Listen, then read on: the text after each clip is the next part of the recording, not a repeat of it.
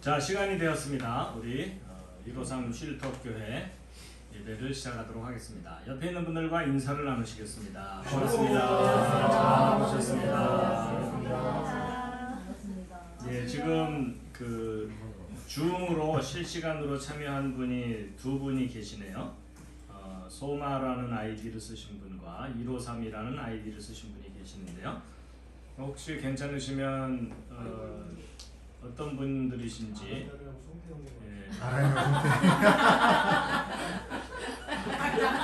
아라냐 성태 예, 정체를 밝혀주실 수 있으면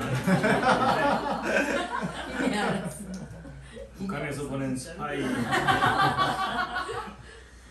예, 어쨌든 함께 참여해 주셔서 감사드리고 예배 시간 함께 하도록 하겠습니다. 자, 성탄절 분위기죠? 네. 예, 물론 뭐 여기 계신 분들은 12월 25일이 예수님의 실제 탄생 날짜가 아닌 건 다들 잘 아시지만 그래도 전 세계적으로 기독교인들이 12월 25일을 성탄절로 알고 그렇기 때문에 예수님이 탄생하신 날이라기보다는 예수님의 탄생을 기념하는 날 또는 기념하는 계절 이렇게 생각하면 좋을 것 같습니다. 그래서 그날 아니니까 우리는 기념 안 해 이러지 마시고 다 같이 함께 기념하는 계절이기 때문에 함께 기념하는 것도 좋을 듯 합니다. 자, 예수 그리스도의 친구 되시는 모든 분들을 환영합니다. 서로 옆에 있는 분들을 굉장히 반갑다는 표정으로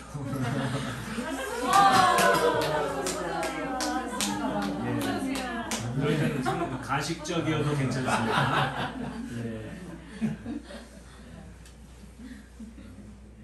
자, 환영의 꽃 대신에 환영을 위해서 하나님께서 아름답게 만드신 자연을 보여드리겠습니다. 와, 겨울로 왔겠다 드디어. 단풍에도 겨울로. 여기 뭐 안개 내지는 구름이겠죠. 예, 겨울의 계절입니다. 눈의 계절인데. 이런 마을에 우리 수련회 가면 괜찮겠죠? 노르웨이 가면 예, 정말 그 제 강의를 들으신 분들은 다들 아십니다. 이 눈송이의 비밀을. 예, 그 눈송이가 육각별 모양인데 육각별이 가지고 있는 상징적인 의미가 뭐라 그랬죠? 태초에 하나님이 천지를 창조하신다 라는 메시지를 상징하는 별이 다윗의 별인데 눈송이가 다윗별과 똑같이 생겼죠. 와, 그림 같다 그림. 온 세상을 눈으로 하나님께서 덮으신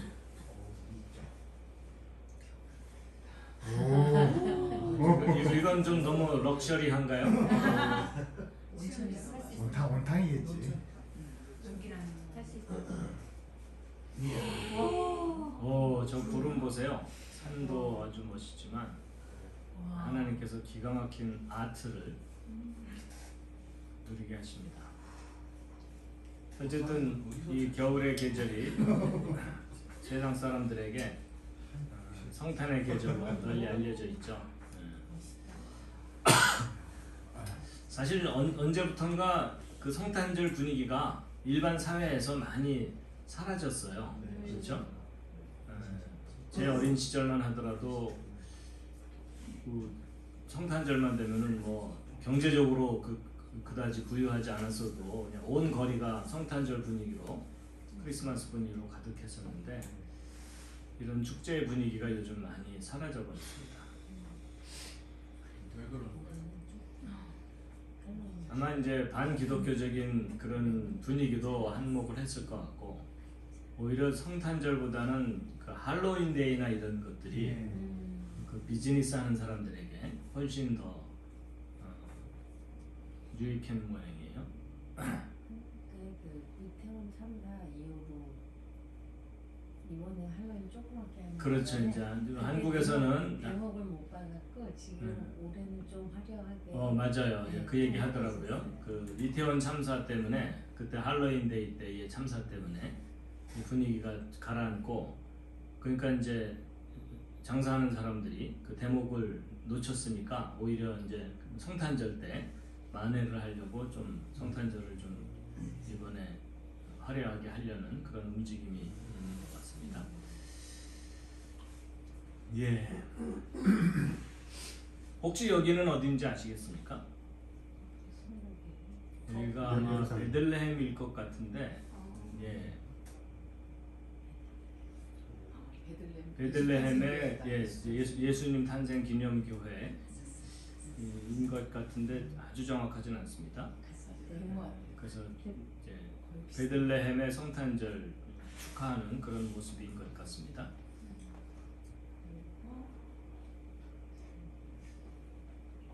예, 어쨌든 2000년 전에 세상 사람들의 죄를 위해서 속죄 제사를 드리기 위해서 이 땅에 어린 아기의 모습으로 탄생하셨던 예수님의 탄생을 축하하는 계절이 12월 달입니다.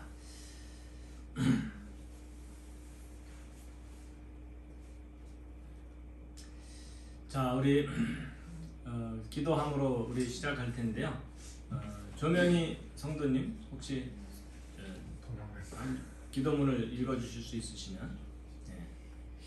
세상을 아름답게 만드신 하나님, 저희들을 주님의 이름으로 부르시고 함께 모여 찬송하며 기도하며 말씀을 듣게 하시고 서로 교제하게 하심을 기쁨과 함께 감사드립니다.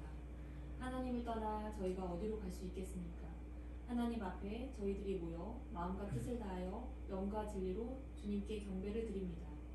생명의 창조자이시며 고통을 다스리시는 하나님, 여러 가지 어려움을 안고 주님께 기도하는 성도들을 위해 기도드립니다. 주님께서 상한 몸과 마음들을 주님의 긍휼하심으로 치료하여 주시고 회복시켜 주셔서 건강하고 밝은 몸과 마음으로 주님 안에서 기쁨과 평안을 누리게 하여 주시기를 원합니다. 이 시간 찬양하고 기도하며 함께 말씀을 읽고 듣고 묵상할 때에 그 말씀들이 마음에 새겨지기를 원합니다. 그 말씀들이 저희들의 삶의 양식이 되기를 원합니다. 그 말씀이 우리의 삶을 다르게 하기를 원합니다. 우리의 죄와 사망으로부터 구원하여 주신 예수 그리스도의 이름으로 기도드립니다. 아멘. 예, 우리 함께 축복의 말씀을 나누겠습니다. 민수기 6장 24절에서 26절 말씀. 자, 함께 읽으시겠습니다.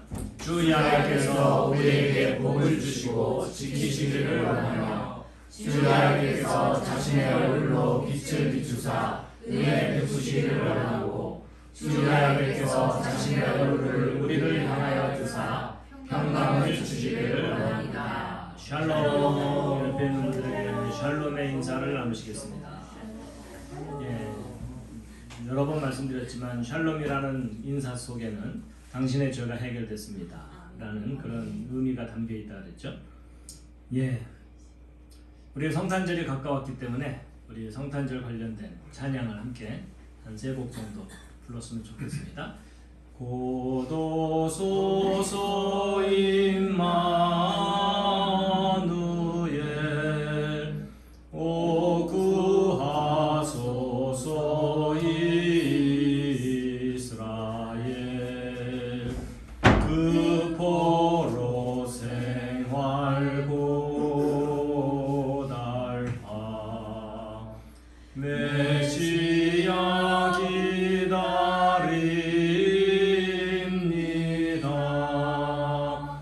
기뻐하라 이스라엘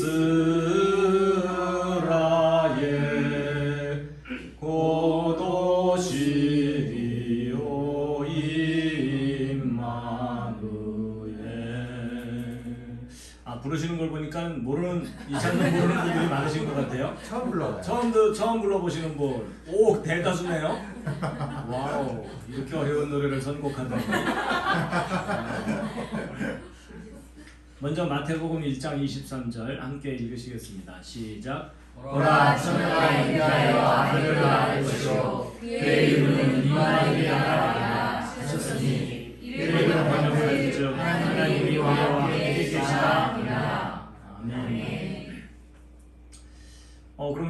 다시 한번 일단 들으셔야 빨리 익힙니다. 그리고 한번 따라서 불러보시면 될 텐데요.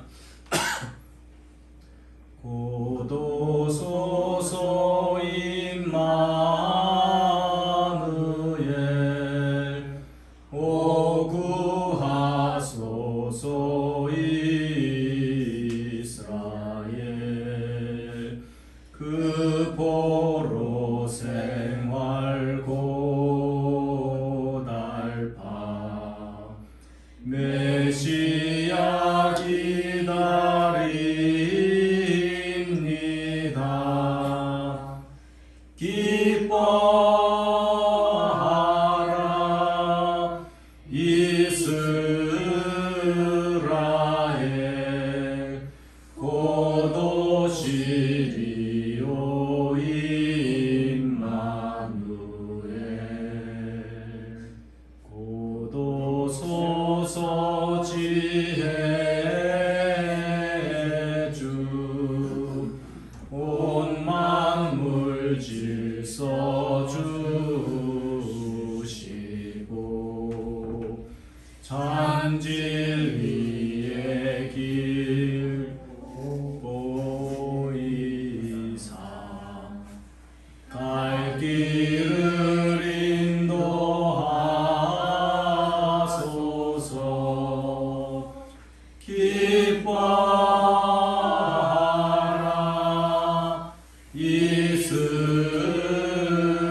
이스라엘 고도시리오 임마누엘 고도소서 소망의 주 만 백성 한망 이루어 시기와 분쟁 없애고 참 평화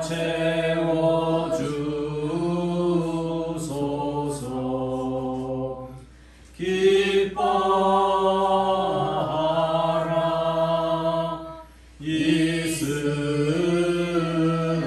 이스라엘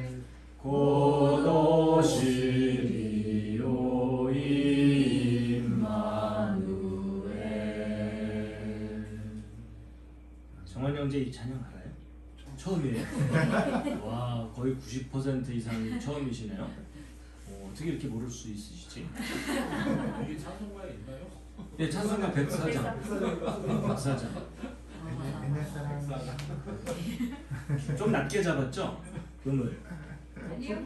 괜찮으셨어요? 처음 들어봐서 높은 이 낮은 잘 모르시는군요. 고도소서 임마누엘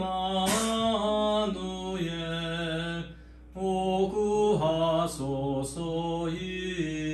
이스라엘 그 보로 생활 고달파 메시아 기다립니다. 기뻐하라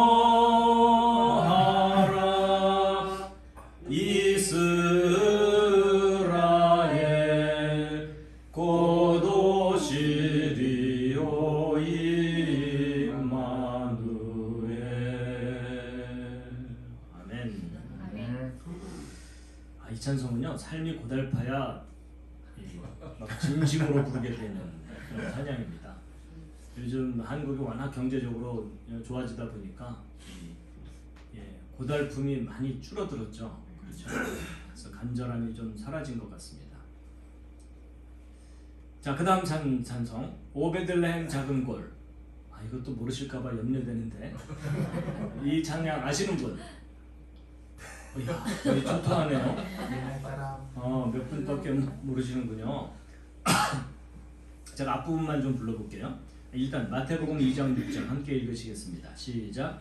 또 유대 땅 베들레헴아 너는 유대 고을 중에서 가장 작지 아니하노라. 내게서 한 다스리는 자가 나와서 내 백성 이스라엘의 목자가 되리라 하였음이니이다. 아멘. 예.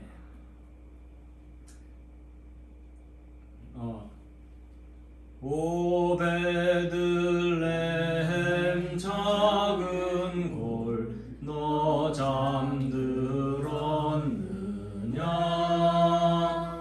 별들만 높이 빛나고 잠잠히 있으니 저 놀라운 빛 지금 캄캄한 이 밤에 온 하늘 두루 비춘 줄 너 어찌 모르나. 1절 다시 한번 해볼게요. 오 베들레헴 작은 골 너 잠들었느냐 별들만 높이 빛나고 잠잠히 있으니 저 놀라운 빛 지금 캄캄한 이 밤에 온 하늘 두루 비춘 줄 너 어찌 모르나. 온 세상 모든 사람들 잠자는 동안에 평화의 왕이 세상에 탄생하셨도다.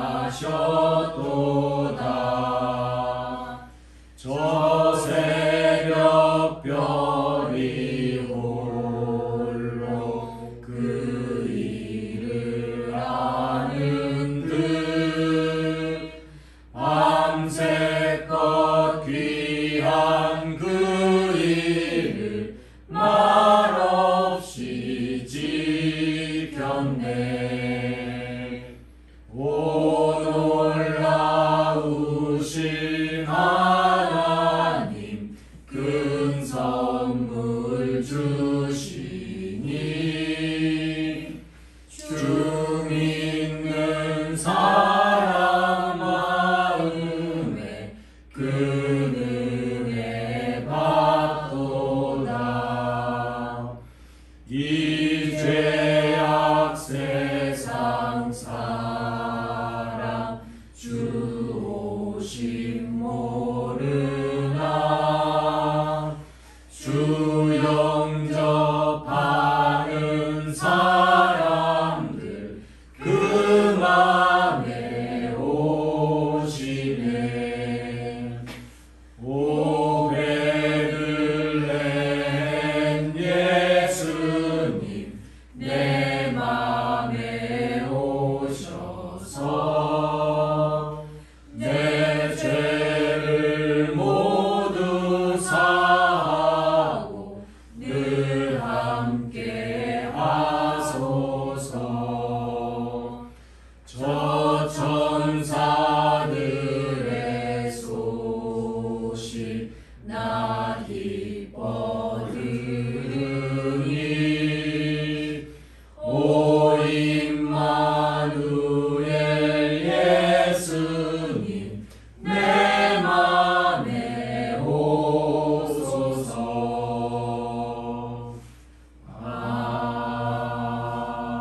아멘. 괜찮죠? 무조건 괜찮다고 해주셔야 됩니다. 정말 세 번째. 좋죠? 은은한 찬양입니다. 자, 세 번째 찬양 누구냐? 불안해. 쓰리 스트라이크인데요. 찬반가운 성도요? 알죠? 아시는 분? 한 절반 가까이는 아시네요. 찬반가운 성도여 다 이리 와서 베들레헴 성 안에 가봅시다. 저 구유에 누이신 아기를 보고 엎드려 절하세 엎드려 절하세 엎드려 절하세 구주나셨네. 저 전사여 찬송을 높이 불러서 이 광활한 전지에 울리어라. 주 하나님 앞에 영광을 돌려 엎드려 절하세 엎드려 절하세 엎드려 절하세 구주 나셨네. 이 세상에 주께서 탄생할 때에 참신과 참사람이 되시려고 저 동정녀 몸에서 나시었으니 엎드려 절하세 엎드려 절하세 엎드려 절하세 구주 나셨네.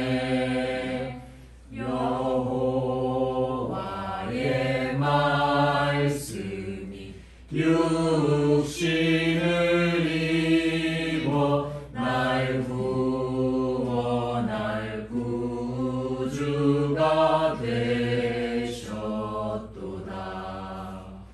늘 감사한 찬송을 주 앞에 드려 엎드려 절하세 엎드려 절하세 엎드려 절하세 구주 나셨네. 아멘. 그래도 하나는 건졌습니다. 누가복음 2장 14절 말씀 함께 읽으시겠습니다. 시작.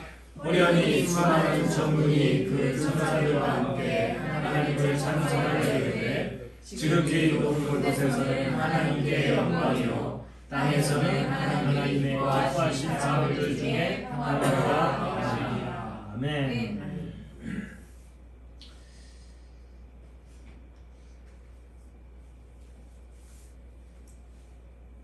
우리 주는 평화 지난 2주 동안 불렀던 찬양인데요. 함께 한번 부르시겠습니다. 주는 평화 막힌 담을 모두 하셨네. 주는 평화 우리의 평화 주는 평화 막힌 담을 모두 하셨네. 주는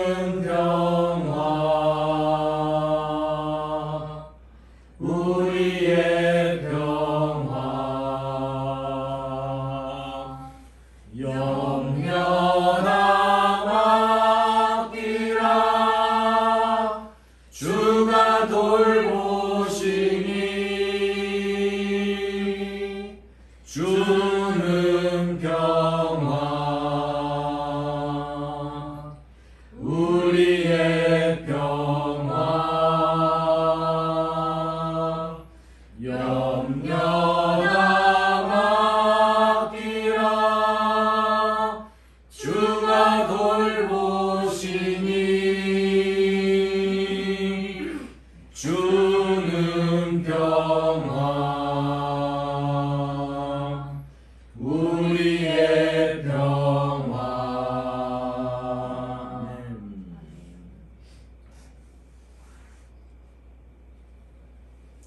은혜라는 찬양 우리 함께 부르시겠습니다.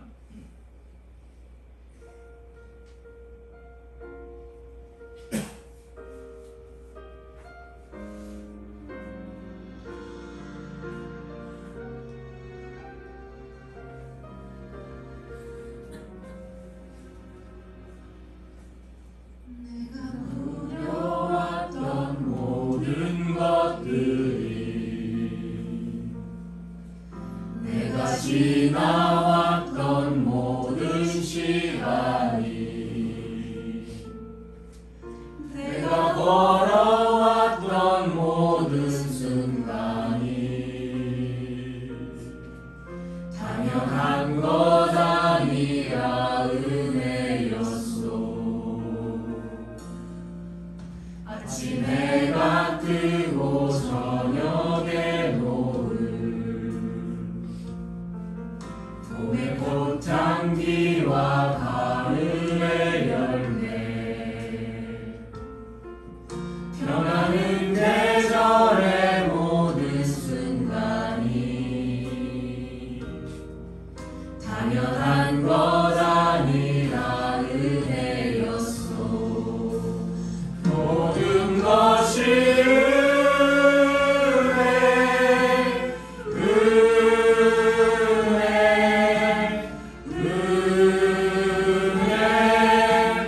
하나님의 은혜 내 삶에 당연한 것 하나도 없었던 것을 모든 것이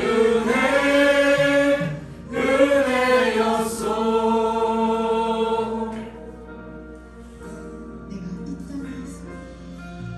내가 이 땅에 태어나 사는 것 어린아이 시절과 지금까지 숨을 쉬며 살며 꿈을 꾸는 삶 당연한 것 아니라 은혜였소. 내가 하나님의 자녀로 살며 오늘 찬양하고 예배하는 삶 복음을 전할 수 있는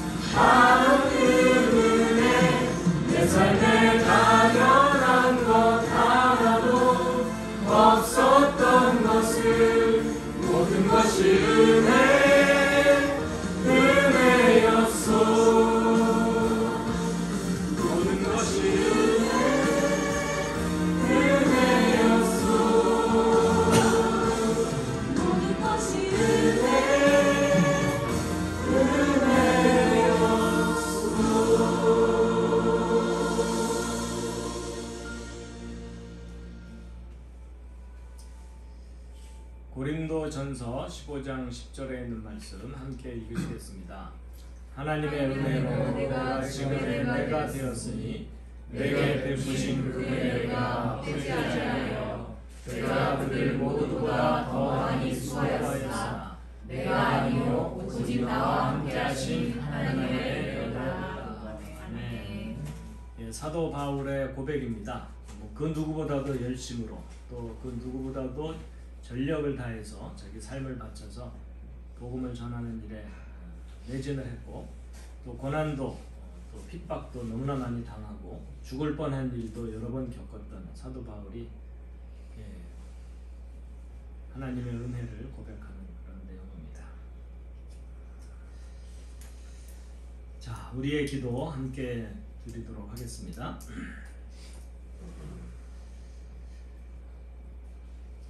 함께 기도하시겠습니다. 하늘에 계신 우리 아버지의 이름이 거룩히 여겨지기를 원합니다. 하나님은 전능하신 창조주이시며 역사의 통치자 우리의 구원자이십니다. 아멘. 하늘에 계신 우리 아버지 하나님이시여 우리의 속죄를 위하여 온 인류의 구원자 예수 그리스도를 이 땅에 보내주셨고 우리의 죄를 대신하여 십자가에 죽으시고 부활하셨습니다. 아멘. 저희들이 예수 그리스도를 믿음으로 말미암아 이 땅에서의 죽음 이후의 부활과 영원한 생명을 누릴 수 있도록 은혜를 베풀어 주셔서 감사합니다. 아멘. 예수님을 통하여 하나님의 영원한 생명의 말씀들을 주셨으며 말씀을 전하는 사람들을 통하여 이방인인 우리도 그 말씀과 복음을 듣고 믿을 수 있게 하여 주셔서 감사합니다. 아멘. 예, 기도하신 내용 사실 기도이기도 하지만 우리의 신앙 고백입니다. 그렇죠? 예. 영원한 생명을 누리게 해주셨고 이미 얻으셨죠? 아멘. 옆에 있는 분들과 서로 영원한 생명을 누리게 되신 분들끼리 축하드립니다. 축하드립니다. 얼떨결에 얻게 됐지만 우리가 뭐 감격스럽게 그것을 알았건 아니면 그냥 알게 되었건 변함없는 사실은 영원히 살게 되었다는 겁니다. 그 다음 또 기도드리겠습니다. 하나님께서 계시하신 모든 예언들이 이스라엘과 열방의 역사 속에서 온전히 성취되었으며 이를 통해 하나님의 살아계심과 인간의 역사를 강력한 능력으로 다스리심을 밝히 드러내어 주셔서 감사드립니다. 아멘. 하나님만이 참된 신이시며 역사를 다스리시는 전능하신 통치자이십니다. 하나님의 역사 통치의 분명한 증거들이 널리 알려지기를 원합니다. 아멘. 하나님 전능하신 창조주 하나님을 부인하게 만들며 하나님에 대해 무지하게 만들고 성경의 진리를 믿지 못하게 가로막는 무신론 인본주의적 진화론 교리 이 땅에서 사라지고 하나님의 창조를 자녀들에게 마음껏 교육할 수 있는 세상이 오게 하여 주시옵소서. 아멘. 이 땅에 야훼 하나님을 아는 지식이 가득하기를 진화론, 무신론, 반성경적인 지식들이 사라지기를 기도합니다. 아멘. 저는 개인적으로 주님께서 만약에 지금 당장 여기 오신다면 해야 될 일이 참 많겠지만 그 중에 하나가 얘들아 교과서 바꾸자. 정말 그러실 것 같아요. 정말 너무나 많은 학생들이 고등학교 졸업하면서 교회를 졸업해버리고 그리고 진화론이 너무나 당연한 진리처럼 여겨지기 때문에 성경에 더 이상 관심이 없어서 젊은이들이 교회를 자꾸 떠나고 그러는 상황입니다. 사실 미래가 너무 암담한 상황이죠. 교회 내에서의 문제도 있지만 세상의 문제가 더 크거든요. 진화론만 교육하는 이 세상에서 창조를 믿고 성경을 믿는다는 것이 거의 불가능해지는 그런 상황입니다. 계속 기도하시겠습니다. 하늘에 계신 우리 아버지여, 진화론의 호구성을 일깨우며 창조론의 과학적 교육을 위해 준비된 일꾼들이 교육되고 훈련되어 곳곳마다 세워져서 사람들에게 올바른 증거들로 하나님의 진리를 가르치게 하옵소서. 아멘. 성경의 과학적 교육을 위해 잘 준비된 자료들이 만들어져서 참된 진리의 교육을 위해 널리 사용되게 하옵소서. 아멘. 하나님의 진리에 대한 사람들의 무지와 오해와 편견들이 사라지고 하나님의 말씀과 그 증거들이 이 땅의 보편적인 상식이 되게 하옵소서. 아멘. 온 땅에 구원을 베푸시는 하나님의 긍휼과 은혜와 선하심이 먼저 믿는 우리들을 통해 증거되고 선포되고 온 세상에 널리 알려져 모든 사람들이 예수 그리스도를 알고 믿고 영생에 구원받기를 원합니다. 아멘. 주님, 하나님의 왕국과 하나님의 의를 구하는 모든 일을 반복해 하옵소서. 우리 주 예수 그리스도의 이름으로 아버지께 기도드립니다. 아멘. 아멘. 이스라엘을 보게 되면 위에 갈릴리 호수가 있고 아래쪽에 사해가 있죠. 요단강이 흐릅니다. 근데 요단강의 흐름을 따라서 그대로 흘러내려가면 죽음의 바다 사해로 가게 돼서 사해는 생명체가 하나도 살고 있지 않습니다. 근데 세상의 대부분의 사람들이 아마도 그런 운명인 것 같아요. 그렇죠? 예, 세상의 물결에 그냥 휩쓸려 가면서 어디로 가는지도 모르고 그냥 휩쓸려 내려가다 보면은 결국은 죽음의 바다로 가게 되는 상황인 거죠. 근데 그 요단강을 거슬러 올라가야만 갈릴리 호수에 도착하고 생명을 얻을 수 있죠. 그래서 이스라엘의 그 지형적인 그 모양새가 너무나 성경적이고 복음적인 그런 모양을 가지고 있습니다. 마찬가지로 그냥 진화론 교육에 휩쓸려서 떠내려가다 보면 그냥 하나님을 모르게 되고 성경을 모르게 되고 예수 그리스도를 모르게 되고 죽어가는 겁니다. 그냥 모든 강물이 사해를 향해서 흘러내려가고 있는데 거슬러 올라가야 된다고 외치는 사람들이 있어야 되고 거슬러 올라가려면 힘들죠. 그렇죠? 차라리 그냥 힘 빼고서 그냥 같이 흘러내려가는 게 훨씬 쉬운데 거슬러 올라가는 일은 너무너무 힘든 것 같습니다. 지금은 외치는 사람도 거의 없는 것 같아요. 그래서 교과서 바꿔야 된다고 얘기하면 너무 낯선 얘기처럼 들리고 불가능한 얘기처럼 들리고 과연 내가 그런 걸 해야 되나 이런 생각이 들 수도 있습니다. 목사님, 예. 교과서를 바꾼다는 내용은 교과서 전체를 바꾸는 겁니까? 아니면 뭐 생물책 그 진화론? 사실은 교과서 전체가 바뀌어야 되죠. 왜냐하면 창조 진화 문제가 생물 교과서에만 국한된 게 아니고요. 사실 생물 교과서는 뭐 생명의 기원 다룰 때 일부 다룰 뿐이지 생명의 구조 기능 이런 거 배울 때는 별로 진화 창조 문제가 되지는 않습니다. 근데 뭐 지질학이나 천문학이나 이런 역사라든지 고고학이라든지 모든 학문 분야가 진화론의 바탕을 두고 세워져 있습니다. 한 가지 이해가 안 되는 건 그 우리나라의 원래 초대 대통령이 이승만이었지 않습니까? 예, 우리 초대 대통령이 이승만 대통령이었죠. 예. 그분이 이제 사실 뭐 교회의 어떤 이런 부분들을 이제 갖고 오신 분이라는 저기 알고 있는데, 예. 그분이 대통령 시절에 얼마든지 자기가 그 교육을 예. 창조론 쪽으로도 이렇게 같이 할 수, 왜냐면 워낙 힘이 막강했기 때문에 할 수 있었는데 왜 그걸 안 했는지 그게 좀 이해가 안 돼요. 아, 그분을 만나서 인터뷰를 해야 되는데. 근데 아마 너무나 피폐한 나라를 이렇게 세우기도 벅찼을 수도 있습니다. 예. 이승만 대통령이 모든 걸 다 이룰 수는 없었을 것 같고요. 교과서도 없었던 거. 처음 나라를 세울 때 좀 확고한 기틀을 세우긴 했어야 되는데 이제 그러지 못했던 거겠죠. 이제 그 후대 대통령들이라도 했어야 되는데 사실은 한국은 태생적으로 기독교 국가가 아니거든요. 기독교 민족이 아니었고, 그래서 선교 대상이었던 나라였기 때문에 사실 이만큼 기독교인이 있다는 것도 감사한 일이긴 하지만, 근데 이제 진리를 알고 나면 진리가 아닌 그 그거 자체를 좀 사실은 진리로 바꿔야 되는데 결코 쉽지는 않습니다. 어찌 보면은 한국 기독교가 좀 한때 부흥을 했다가 지금은 몰락해가는 모습을 보이고 있는 상황이거든요. 지금 초등학생들, 어린 학생들의 기독교 비율이 3% 내외라고 하니까 거의 뭐 선교 대상 국가입니다. 한국이.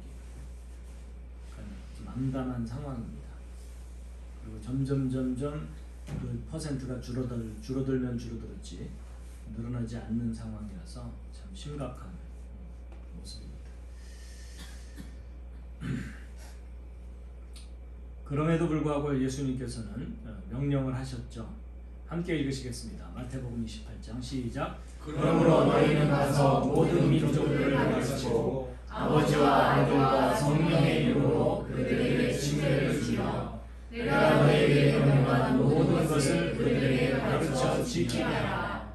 보라, 내가 세상의 끝까지 항상 너희와 함께 있으리라 하시니라. 아멘. 아멘.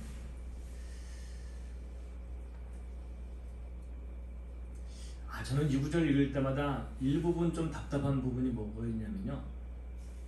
아버지와 아들과 성령의 이름으로 그들에게 침례를 주라 이렇게 돼 있는데 목사들만 줘야 된다 이런 말씀 안 하셨거든요. 진실한 그리스도인이면은 누구에게라도 침례를 줄 수 있었다고 저는 생각을 하는데 제도적인 문제가 돼버렸어요. 그렇죠? 빌립 집사도 있었잖아요. 그렇죠. 빌립 집사도 있었고. 그래서 교리화된 경직된 기독교 교리가 오히려 진리를 가로막는 것일 수 있는데, 물론 반대 입장도 있어요. 퀄리티 컨트롤, 소위 그 품질 확보가 안 되기 때문에 너도 나도 세례를 주면은 혼란과 무질서가 너무 확산될까봐 경계하는, 그래서 컨트롤하는 점도 물론 있지만 왜 주님께서 명령하지 않은 제도가 생겨났을까? 저는 참 이상하다고 생각을 해요. 이런 얘기하면 큰일 나나요? 정말 진실한 그리스도인이 새로 믿고자 하는 사람에게 세례를 줘야 마땅하지 않나.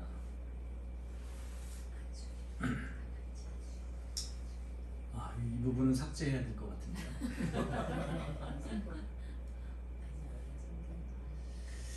예, 우리 성경 공부 들어가기 전에 우리 공지사항을 좀 빠뜨렸네요. 예, 뭐 다들 내용은 이미 알고 계시기 때문에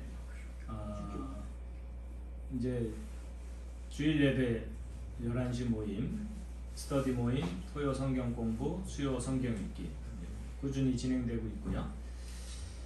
이제 제 강연의 지난 8주부터 지금 성도님들 께서 함께 동행을 하셨었는데요. 어떻게 동행하실 만 하셨나요? 네, 너무 좋았습니다. 아, 그래요? 예. 오늘 저녁은 이제 동안교회에서 저녁 7시에 있습니다. 예언과 역사 이렇게 있고요. 나머지 내용도 참고하시기를 바라겠습니다. 예.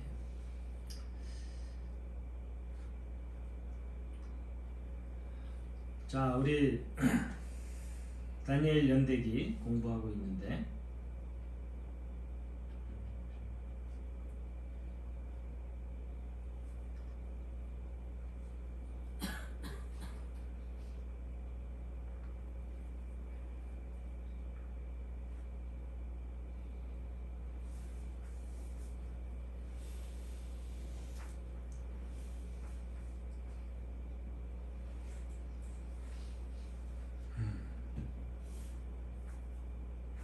자, 이제 성경 공부인데요. 자, 다 함께 읽으시겠습니다. 하시 이제 어제 성경 공부 줌으로 참석하신 분들은 좀 아실 텐데요. 이게 히브리어이죠. 한번 발음을 한번 אחשוורוש. 예, 아하슈에로시. 이게 이제 우리가 알고 있는 아하수에로입니다. 아하수에로는 왕의 이름이 아니라 파라오나 시저처럼 왕위, 그러니까 영어로 throne title이라고 하는데 왕권에 대한 칭호입니다. 그래서 역사 속에 아하수에로라는 칭호를 받은 왕이 여러 명이 있습니다. 그래서 아하수에로 그랬을 때 그 아하수에로가 정확하게 무슨 왕인지 자리매김을 할 필요가 있습니다. 자, 밑에도 왕에 대한 칭호가 또 하나 나오는데요. 이건 뭘까요? 예, 우리에게 아닥사스다라고 알려진 칭호입니다. 예, 그래서 발음을 한번 원문 ארתחשסט. ארתחשסט. 아르닥사스타, 아르닥샤스타 이렇게 발음하는데, 예, 아닥사스타라고 알려진 칭호입니다. 자, 그다음에 요거는 이제 히브리어가 아니라 헬라어거든요. 그리스어. 요건 뭘까요? 요거는 크세르크세스라고 알려진. 예. 그래서 이제 헬라어 발음으로는 크세르크세스가 돼요. 근데 이걸 영어식으로 발음하면 적시스 이렇게 됩니다. 적시스. 예. 근데 이제 성경에는 크세르크세스라는 명칭은 안 나와요. 예. 성경에 나오는 건 아하수에로하고 아닥사스다입니다. 우리 한글 성경에. 자, 그런데 이제 우리 한글로 표기를 하면 크세르크세스하고 아닥사스다가 전혀 다른 이름처럼 들리잖아요. 근데 재미있게도 영어로 표현된 걸 보면은 이제 크세르크세스는 적시스예요. 근데 아닥사스다는 영어 표현을 보면은 아르타 적시스입니다. 그러니까 두 이름이 전혀 무관한 이름이 아니라 사실은 비슷한 이름이에요. 그래서 아닥사스다는 적시스 앞에 아르타라는 것이 붙어 있잖아요. 근데 이 아르타가 무슨 뜻일까요? 의로운이라는 뜻입니다. 그래서 그럼 적시스는 무슨 뜻이냐? 통치자라는 뜻입니다. 그래서 아닥사스다라는 말은 의로운 지배자다 또는 통치자다 이런 뜻입니다. 근데 이제 학자들이 이 아하수에로라는 명칭과 아닥사스다라는 명칭을 혼동하는 경우가 참 많거든요. 심지어 헤로도토스조차도 이걸 혼동을 했어요.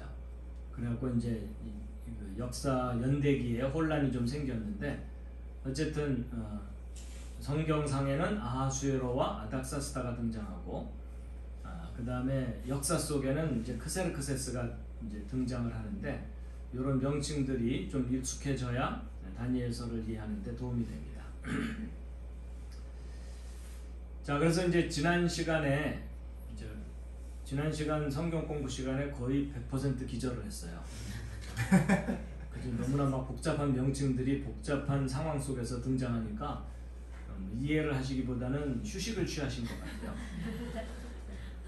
어쨌든 이제 성경에 아하수에로가 에스더서에도 등장하고 에스라서에도 등장하고 다니엘서에도 등장합니다. 근데 이 세 군데 등장하는 아하수에로가 같은 인물이냐 서로 다른 인물이냐 이제 구별할 필요가 있다고 그랬습니다.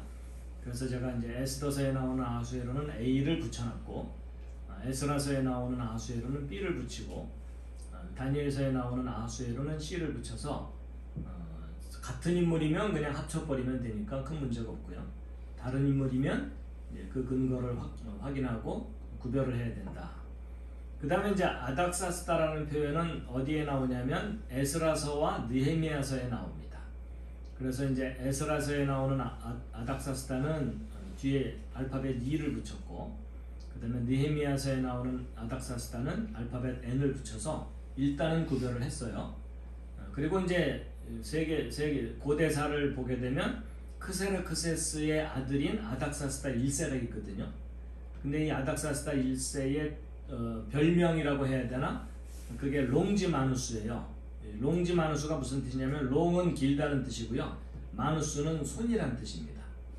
그래서 아마도 이 왕은 오른팔이든 왼팔이든 두 팔 중에 하나가 다른 팔보다 길었던 신체적인 특징이 있었기 때문에 저와 같은 칭호가 붙었다고 보고 있습니다. 그래서 과연 에스라 느헤미야서에 나오는 아닥사스다가 역사 속에 나오는 아닥사스다 1세가 맞느냐 이걸 확인해 볼 필요가 있는데, 기존의 역사학자들과 성경학자들은 에스라 느헤미야서에 나오는 아닥사스다를 크세르크세스의 아들인 아닥사스다 1세라고 거의 믿어 의심치 않고 있습니다. 근데 이제 유진 폴스틱 선생님의 과학적 성경 연대기에서는 아니다, 에스라 느헤미야서에 나오는 아닥사스다는 크세르크세스의 아들 아닥사스다 1세가 아니고 페르시아인 다리오에 대한 또 다른 칭호다 라고 해석을 하고 있고, 그것을 뒷받침하는 근거들을 설명하고 있습니다. 그런데 모든 걸 종합해 볼 때 제 개인적인 견해로는 유진 폴스틱 선생님의 주장이 옳아요. 그래서 이제 그 부분에 대해서도 이제 자세하게 이야기할 거고요. 그 다음에 이제 그 다리오라는 칭호가 또 성경에 나오는데, 근데 메대인 다리오냐 페르시아인 다리오냐 구별을 해야 됩니다. 그리고 다리오는 또한 왕의 이름이 아니라 왕이란 뜻입니다. 그래서 메대 출신 왕이냐 페르시아 족속 출신 왕이냐 이런 표현입니다.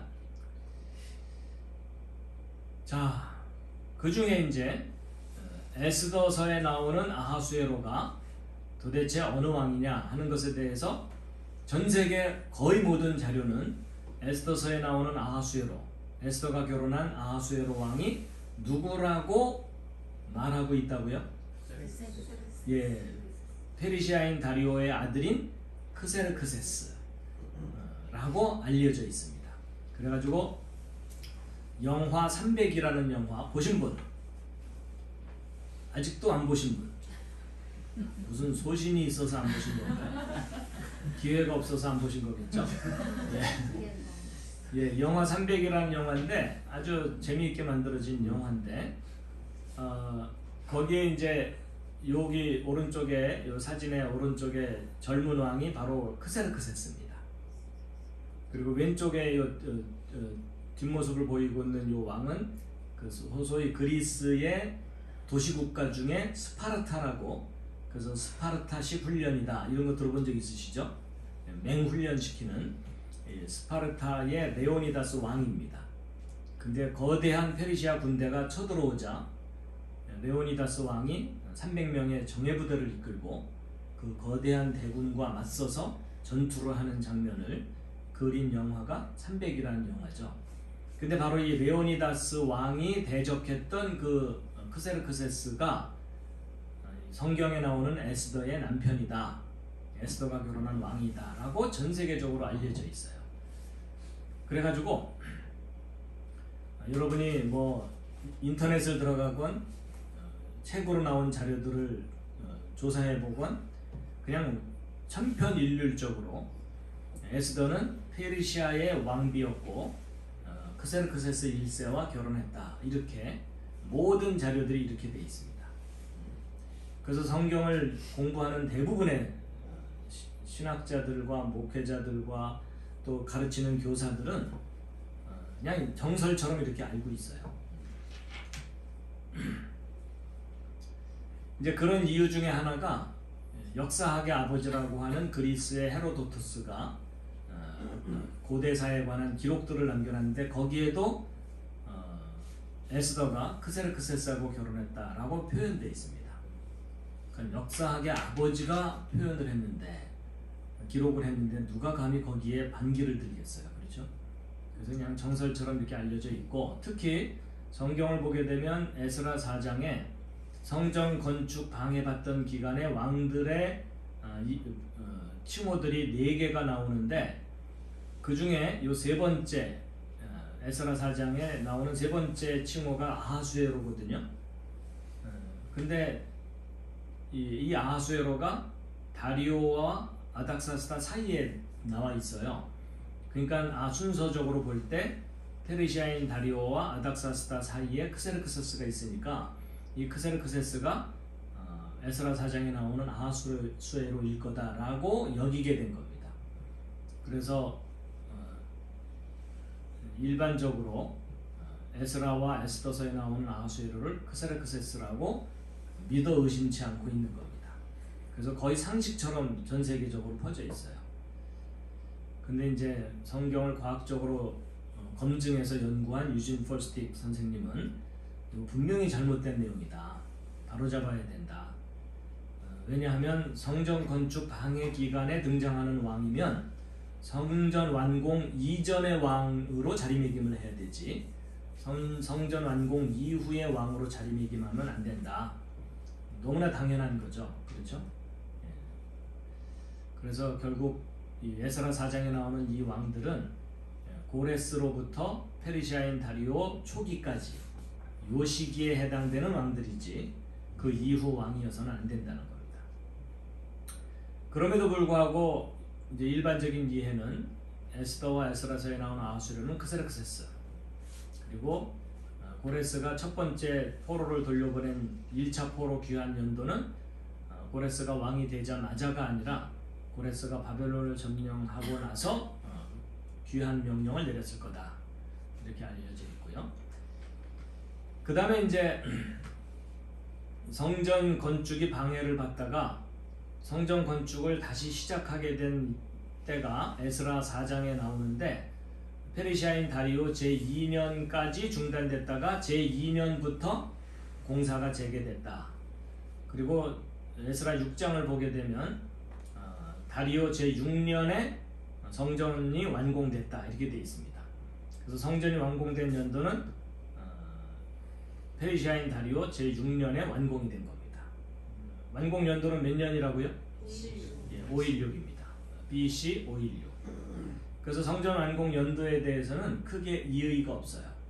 저 연도는 구약 역사 정리할 때 중요한 기준이 되는 연도입니다.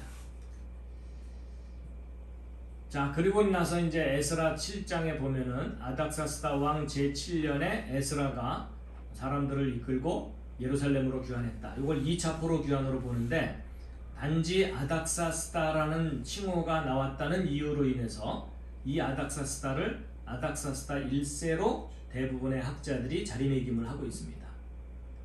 그리고 느헤미야 2장에도 아닥사스다 왕 제20년에 느헤미야가 왕에게 간청하고 예루살렘으로 백성들을 이끌고 귀환해서 예루살렘 성을 재건했다. 이렇게 내용이 나오거든요. 그래서 결국 느헤미야서에 나오는 아닥사스다도 크세르크세스의 아들 아닥사스다 1세라고 자리매김해냈는데 이 오른쪽에 정리된 이 내용이 기존에 전 세계적으로 퍼져 있고 정설로 여겨지는 그 페르시아 초기의 성경과 관련된 내용입니다. 그래서 여러분이 누구를 만나든 대부분 이와 같은 내용으로 알고 있을 거예요. 이 꽃 지난주에 보여드렸던가요? 무슨 꽃이라 그랬죠? 은매화 꽃이고 성경에서는 에스더 꽃인데 구약 성경에는 하닷사라고 되어 있습니다. 하닷사. 이 하닷사라는 단어 자체가 은매화 꽃을 의미하죠. 네. 그래서 그 모르드게가 에스더를 양녀로 삼아서 키웠는데 에스더의 본명이 하닷사입니다. 에스더는 무슨 뜻이라고 그랬죠? 에스더는 원래 뜻이 에스더라는 이름조차도 은매화꽃이란 뜻입니다. 그래서 메대 말로 은매화를 아스트라라고 하거든요. 그래서 아스트라로부터 유래된 이름이 에스더라고 봐야 된다는 겁니다. 에스더가 메대의 왕비가 맞다면, 그렇지만 이제 전 세계적으로 에스더가 페르시아 왕비였다고 알려져 있기 때문에 에스더라는 이름을 페르시아 말로 그 유래를 연결시키려다 보니까 페르시아 말로 세타레라는 말이 별이란 뜻이거든요. 그래서 에스더라는 이름이 페르시아 말 세타레로부터 유래됐을 거다라고 여겨서 이제 학자들은, 대부분의 학자들은 에스더라는 이름의 뜻을 별로 알고 있어요. 그렇죠? 그렇지만 이제 에스더의 연대기를 바로 잡으면 에스더라는 말 자체가 은매화 꽃에 해당되는 메대말입니다. 아스트라로부터 유래했다고 봐야 됩니다. 그래서 에스더라는 이름의 뜻이 별이라는 지식은 잘못된 지식인 거죠.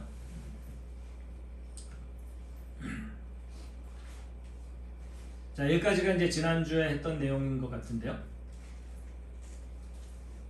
여러분의 표정은 지난주에 했나 안 했나 기억이 전혀 안 난다, 들은 적이 없다, 이런 표정입니다.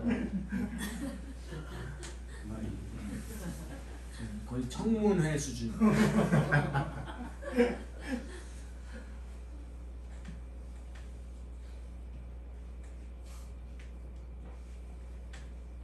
그래서 이제 거의 모든 자료들은 에스라 느헤미야에서 나오는 아닥사스다를 크세르크세스의 아들 아닥사스다 1세로 자리매김하고 있고, 그 다음에 성경에 나오는 아하수에로는 대부분 크세르크세스라고 연결시키고 있습니다. 근데 과연 이제 기존의 이런 전통적인 지식이 올바른 것이냐 하는 것을 검토해 볼 필요가 있다는 거죠. 그래서 먼저 아하수에로 중에 다니엘서에 나오는 아하수에로를 이제 자리매김을 해보도록 하겠습니다. 관심 없으셔도 집중해 주시면 감사하겠습니다. 자, 다니엘서 9장 1절에 아하수에로가 등장하는데, 다니엘서에 나오는 아하수에로는 뒤에다가 A, B, C 중에 C를 붙였다 그랬죠. 자, 먼저 무슨 내용인지 한번 읽겠습니다. 다니엘서 9장 1절 2절 시작. 메대 사람들의 시에 속한 아하수에로의 아들 다리오가 갈대아 사람들의 왕으로 세워진 첫해 곧 그의 통치 제1년에 나 다니엘이 하고 그 뒷내용은 뭐냐면 예레미야가 예언한 70년의 의미를 깨달았다, 이런 내용입니다. 그럼 결국 이 다니엘은 아하수에로의 아들 다리오가 통치할 때 활동했다는 얘기잖아요. 그렇죠? 예. 자, 그런데 전통적인 주장대로 이 아하수에로를 크세르크세스라고 본다면 그 아하수에로의 아들 다리오는 아닥사스다 1세로 봐야 되겠죠. 그럼 이 아닥사스다 1세 때 다니엘이 활동했어야 된다고 해야 돼요. 근데 문제가 뭐겠어요? 다니엘은 놀랍게도 남유다 멸망 11년 전에 여호야김 망할 때 포로로 잡혀간 인물이에요. 그렇죠? 그러면 다니엘이 포로로 잡혀간 연도는 몇 년도? BC 599년. 어떻게 하면서 잡혀갔다고요? 애구구. 그렇죠? 599 이러면서 잡혀갔어요. 그래서 이때 잡혀간 다니엘이 크세르크세스의 아들 아닥사스다 때 활동해야 되는 거예요. 이 둘 사이의 연도 차이는 몇 년일까요? 놀랍게도 134년입니다.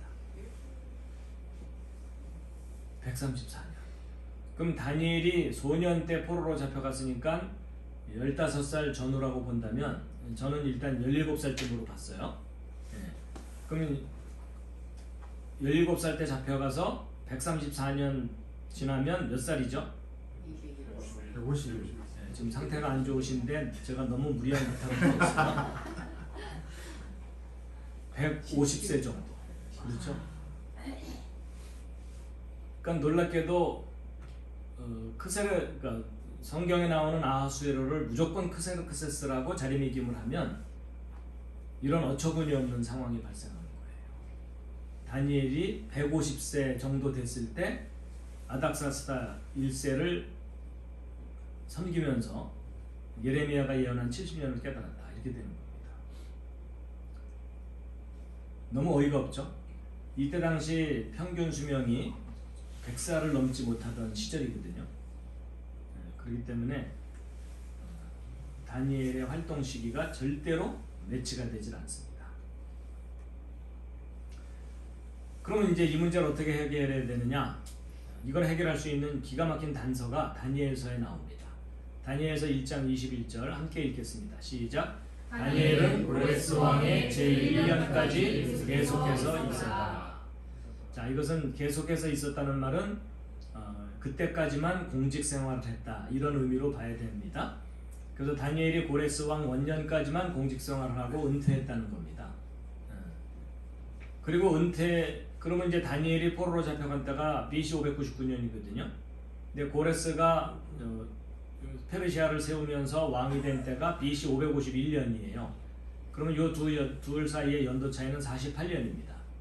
그럼 다니엘이 17살에 포로로 잡혀갔다고 친다면 48년 지났으면 65세 정도 되는 거죠. 그러면 일반적으로 은퇴할 나이입니다. 그러니까 앞뒤가 맞아요. 그러면 다니엘이 은퇴한 이후에 기껏해야 20년, 30년 더 살았겠죠. 그러면 고레스나 캄비세스 때까지 살고 페르시아인 다리오 때까지도 살았을 수는 있겠어요. 그지만 그 이후까지 산다는 건 거의 불가능합니다. 그러니까 다니엘의 활동 시기는 이 위쪽에 있어야 되지 아래쪽에 있을 수 없다는 거죠. 그렇죠?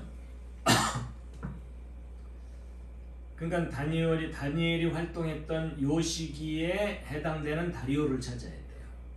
근데 있어요, 없어요? 여기 있습니다. 메데인 다리오가 가장 유력한 인물입니다.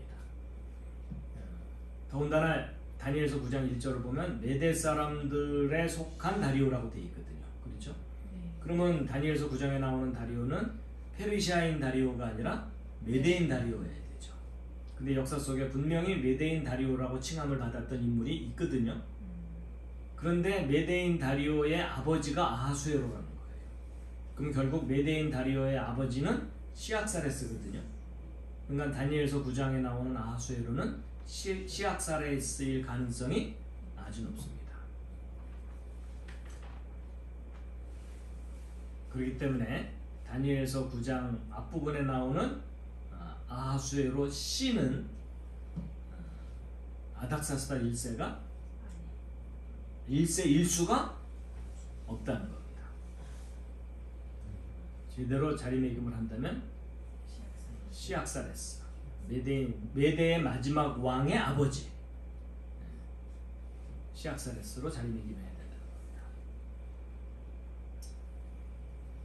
자, 여기까지 설명드렸는데 혹시 이의가 있으십니까? 내용 파악이 안 됐는데 어떻게 이의가 있을 수가 있어요?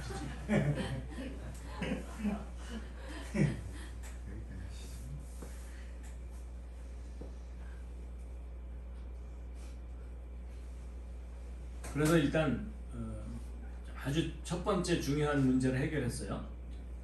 다니엘서 9장에 나오는 아하수에로는 메대의 왕 시악사레스다. 근데 그 시악사레스의 아들 다리오가 바벨론을 통치하던 첫 해라는 표현은 뭐죠? 예, 우리가 앞서서 다니엘서에서 공부했던 이 메대인 다리오가 잠시 바벨론을 통치했던 적이 있었어요. 그렇죠?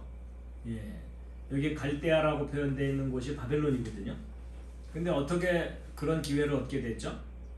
느부갓네살 왕이 미쳤어요. 하나님 앞에 교만하다가 7년 동안 미치광이가 돼서 통치권을 잃고 쫓겨나는 바람에 그 아들 벨사살이 2인자 통치를 하다가 역시 교만하게 굴다가 살해당합니다. 그런데 아직 느부갓네살 왕은 회복이 안 됐는데 느부갓네살도 통치권을 잃었고 그 아들도 죽었어요. 그럼 누군가가 통치해야 되잖아요. 그러니까는 메대인 다리오가 대리 통치를 하게 됩니다. 느부갓네살 왕이 회복되기 전까지. 그래갖고 바로 그것에 대한 표현이 다니엘서 9장의 앞부분의 내용입니다. 그래서 메대 사람들에 속한 시악사레스의 아들 메대인 다리오가 바벨론을 위임 통치할 때에 그 첫 해에 다니엘이 활약을 했던 거예요. 그 첫 해에 다니엘은 무슨 사건을 겪었죠? 사자굴 사건을 겪습니다. 그렇죠? 그 첫 해에 다니엘이 예레미야가 예언한 70년의 그 예언의 내용을 깨닫게 되었다. 그런 뜻입니다.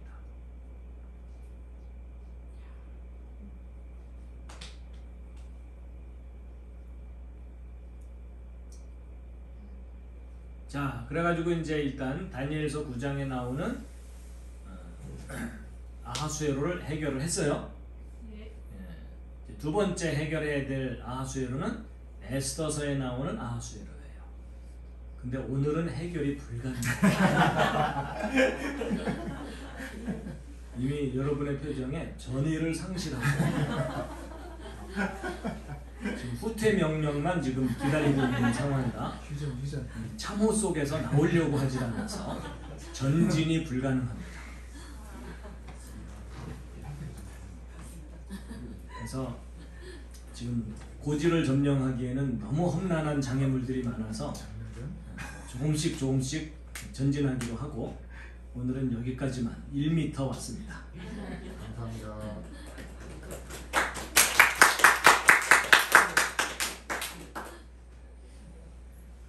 자, 오늘 내용의 요약은 뭐죠? 다니엘서 9장에 나오는 아하수에로는 크세르크세스가 아니고 페르시아 왕이 아니라 메대 왕이고 메대의 마지막 왕 메대인 다리오의 아버지 시악사레스. 그리고 여기 시악사레스도 잘 보면은요, 영어로 표기된 거 이거 잘 보세요. 글씨가 좀 작긴 해도 뒤에 럭시스 붙어 있죠.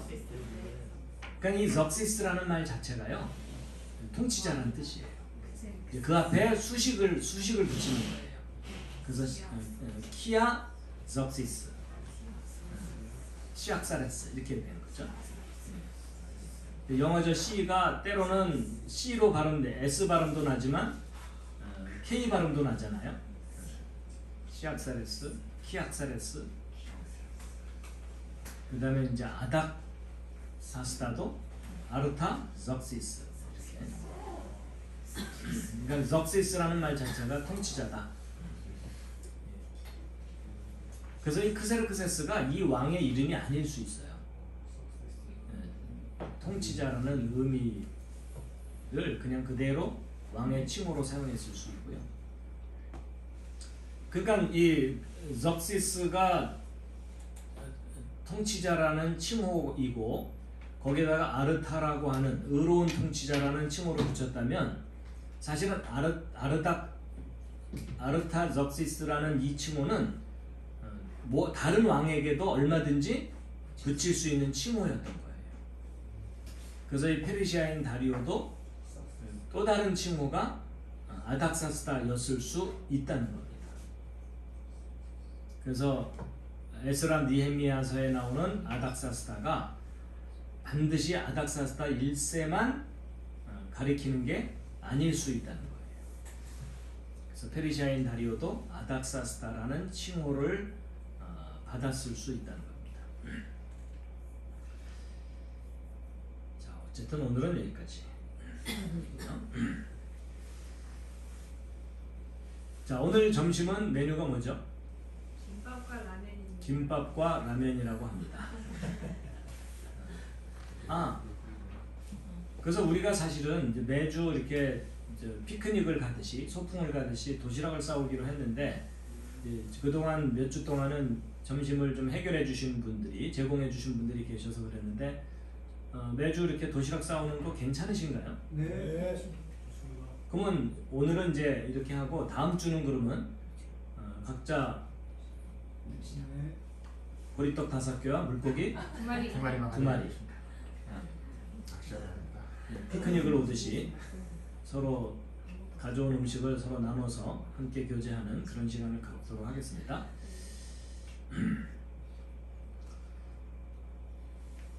이사야서 40장 6절에서 8절 함께 읽으시겠습니다. 모든 육체는 풀이요 육체의 모든 아름다움은 들의 꽃과 같으나 푸른 마르고 꽃은 주나 우리 하나님의 말씀은 영원토록 서리라. 아멘. 아멘. 우리 마지막 찬양하고 예배를 마치도록 하겠습니다.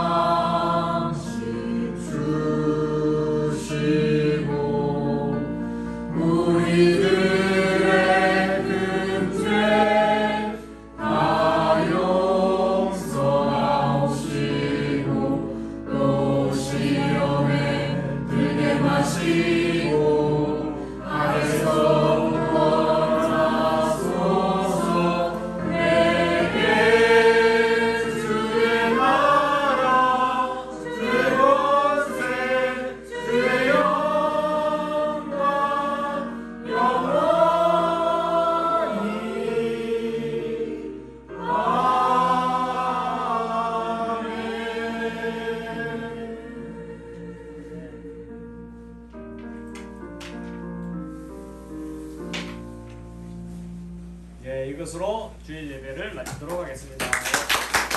네, 분들과 서로 인사 나누시겠습니다. 반갑습니다.